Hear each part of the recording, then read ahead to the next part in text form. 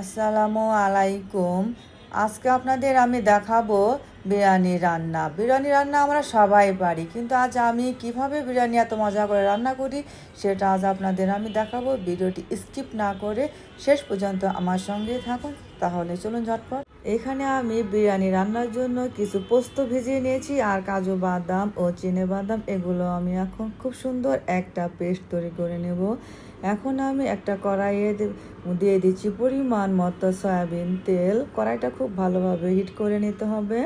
এখন দিয়ে দিচ্ছি পরিমাণ মতো পেঁয়াজ কুচি। পেঁয়াজটা একটু লাল লাল হলে দিয়ে দিচ্ছি 2 টেবিল চামচ পরিমাণ আদা ও রসুন বাটা একসঙ্গে খুব ভালোভাবে নেড়ে দিয়ে আবার দিচ্ছি অল্প পরিমাণ লবণ, এতে তেলটা গায়ে ছিটে আসবে না।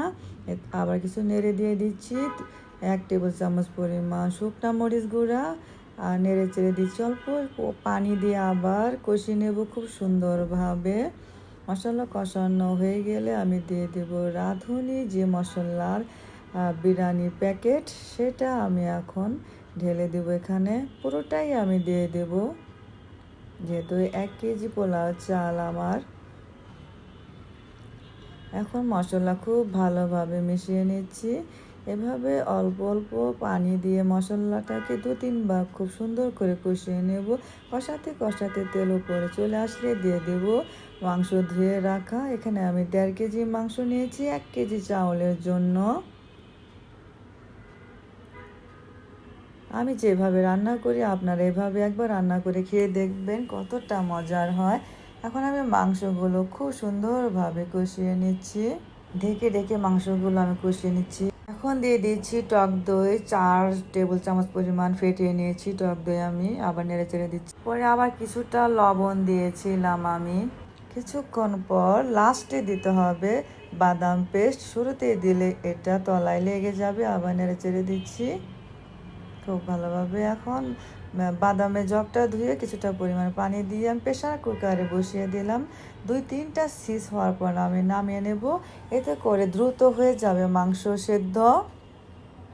এখন আমি বিরিয়ানি রান্নার জন্য একটা পাতিলে দিয়ে দিচ্ছি পরিমাণ মতো সয়াবিন তেল, আর দিচ্ছি 2 টেবিল চামচ পরিমাণ ঘি। আমি লাস্টে নামানোর আগে আবার দিব। আর দিচ্ছি বেশ খানিকটা পেঁয়াজ কুচি। আমি যেহেতু পেঁয়াজ বেরেস্তা করে নেব, আগে নেড়ে চেড়ে আমি সুন্দর করে একটা পেঁয়াজ বেরেস্তা করে নেব। এমন কালার চলে আসলে নামিয়ে নেব, কারণ ঠান্ডা হওয়ার পর আরও সুন্দর কালার হবে।